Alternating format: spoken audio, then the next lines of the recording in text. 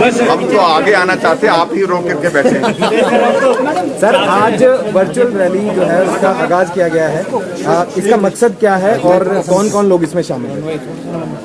देखिए, इस टेक्नोलॉजी के युग में बहुत सारी चीज़ें ऐसी हैं जिनको अब आत्मसात करने की आवश्यकता है, ऐसी परिस्थितियों में जब कोरोना वायरस अभी तक भी उसका असर जारी है। कोरोना कब तक चलेगा कोई नहीं जानता, और ऐसी परिस्थिति में हम सब कुछ बैठ करके इंतज़ार करते रहेंगे, कोरोना खत्म होगा तो हम शुरुआत करेंगे, तो वो मुझे लगता है कि वो व्यवहारिक सोच नहीं होगी। कोरोना भी चलता रहेगा, जीवन भी चलता रहेगा, काम भी चलते रहेंगे, ये आपकी आवश्यकता है। ऐसी परिस्थिति में जो संवाद हम लोगों का, राजनीतिक लोगों का, चुने हुए प्रतिनिधियों का जनता के साथ, जनता के समस्याओं के समाधान के लिए काम करने के लिए डिजिटल, अगर फिजिकल नहीं तो डिजिटल, जिस प्रकार से रविशंकर प्रसाद जी ने कहा, तो ये एक माध्यम अपनाने की आवश्यकता है। और उस दृष्टि से एक बहुत बेहतरीन शुरुआत हुई है और हिमाचल प्रदेश में पहली बार ये शुरुआत हुई है। उसके लिए मैं आदरणीय प्रधानमंत्री जी का आभार व्यक्त करता हूं और रविशंकर प्रसाद जी जो हमारे केंद्रीय मंत्री, उनका आभार व्यक्त करता हूं। और विशेष रूप से मैं आभार व्यक्त करना चाहूँगा इस सारे इनिशिएटिव को आगे बढ़ाने के लिए हिमाचल से ही हमारे संबंधित हमारे पार्टी के राष्ट्रीय अध्यक्ष जगत प्रकाश नड्डा जी ने कहा कि बैठ करके घर से भी हम पार्टी चला सकते हैं, बैठ करके हम घर से भी लोगों की मदद कर सकते हैं, सेवा कर सकते हैं, और उस दृष्टि से आगे बढ़ना चाहिए। और वर्चुअल रैली की शुरुआत करने के लिए उन्हें आदेश किया पार्टी को, और पार्टी ने इसको स्वीकार करते हुए आज हिमाचल प्रदेश में ये पहला इनिशिएटिव है। तो ये मैं उम्मीद करता हूँ कि ये इनिशिएटिव हमारा जो है सफल रहेगा। आने वाले समय में 15 तारीख को दूसरी रैली है, वर्चुअल रैली, और तीसरी हमारी 20 को है, और चौथी फिर हमारी 25 को। ऐसा डेट, ऐसे कुछ समय निर्धारित किए हैं। और मैं आदरणीय प्रधानमंत्री जी का, अपने राष्ट्रीय अध्यक्ष जी का आभार व्यक्त करता हूँ। जनता से जुड़ करके काम करना, ये आज की आवश्यकता है। जो जुड़ाव में जो हमारे बीच में जो संकट आया इस वायरस की वजह से, वो ऐसी ही टेक्नोलॉजी के माध्यम से उसको दूर कर सकते हैं। हिमाचल में कोरोना अपडेट क्या है सर, आज के हालात? और मैंने बताया 437 मामले अभी एज ऑन टुडे हैं एंड 191 एक्टिव केसेस अभी तक हैं। एक्टिव केसेस हमारे अब तेजी से कम होने लगे, लेकिन ये भी बात हमको मान करके चलना चाहिए कि जो हिमाचल प्रदेश में बाहर के राज्यों से जो लोग आ रहे हैं उनमें से बहुत बड़ी संख्या निकल रही है। अच्छी बात हमारे लिए ये है कि हिमाचल के अंदर जो है कम्युनिटी स्प्रेड नहीं है। हिमाचल के अंदर जो लोग हैं वो कोरोना पॉजिटिव नहीं निकल रहे हैं, ज्यादा बहुत कम है, 1-2, और उनकी भी ट्रैवल हिस्ट्री बाहर की है।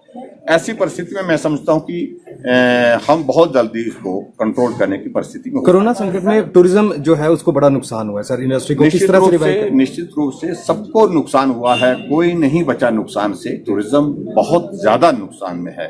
ऐसी परिस्थिति में आने वाले समय में हम इंतजार कर रहे हैं कि थोड़ा ठीक हो माहौल, कोरोना कम हो और हम टूरिज्म में कब तक हो जाएगा? अब इसको कहना मुश्किल है। सर, कुंदू साहब से कल जो है पिछले काफी समय पहले दिल्ली का एक व्यक्ति कोरोना संक्रमित मिलता है। हालांकि उनकी रिपोर्ट नेगेटिव आई है, लेकिन एक सवाल उठा है सर, विपक्ष भी कह रहा है कि जो है दिल्ली से बाहर से रेड जोन से व्यक्ति आता है वो मिलकर वापस चला जाता है।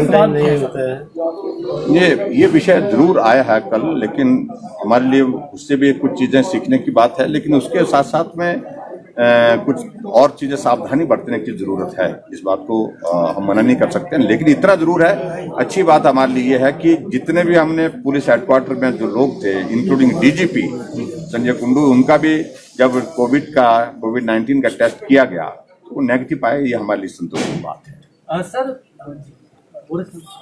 मैं तो बोलता ही नहीं। चलो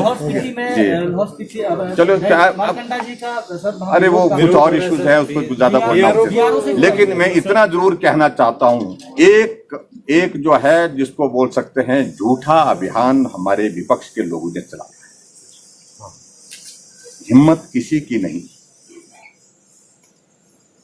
कि सच्चाई का सामना कर सके। हमने साफ शब्दों में उनको कहा, जहां हमको लगा कि कुछ ऐसी बात है तो कार्रवाई के आदेश दिए, उसके परिणाम आपके सामने हैं।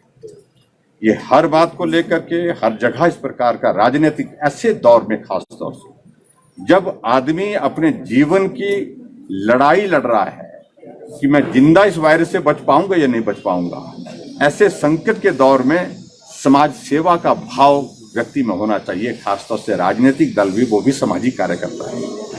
वो सिर्फ राजनीति कर रहे हैं, हम काम कर रहे हैं, लोगों की सेवा कर रहे हैं। और मैं ये स्पष्ट कहना चाहता हूं, वो अनावश्यक रूप से जो अभियान चलाया है, जो शोर डाल रहे हैं, उसको बंद करें मेहरबानी करके, और हिमाचल प्रदेश में उन लोगों की सेवा करने की कोशिश करें जो कोविड-19 से प्रभावित हैं, और ऐसे लोगों की सेवा करें जिनको इस वक्त मदद की जरूरत है। दूसरी बात मैं ये भी कहना चाहता हूं, हम एक बात को पहले ही स्पष्ट कर चुके हैं, ना यहाँ भ्रष्टाचार के लिए कोई गुंजाइश है, ना गुंजाइश आने वाले समय में होगी। जो कार्रवाई की जा सकती थी वो कार्रवाई हमने की है, और डंके के चोट पर की। सर, आज विधायी दल की बैठक है सर, क्या कुछ फैसले हो सकते हैं? चर्चा करेंगे और फैसले उसके बाद पहले चर्चा करेंगे, फिर फैसला करेंगे।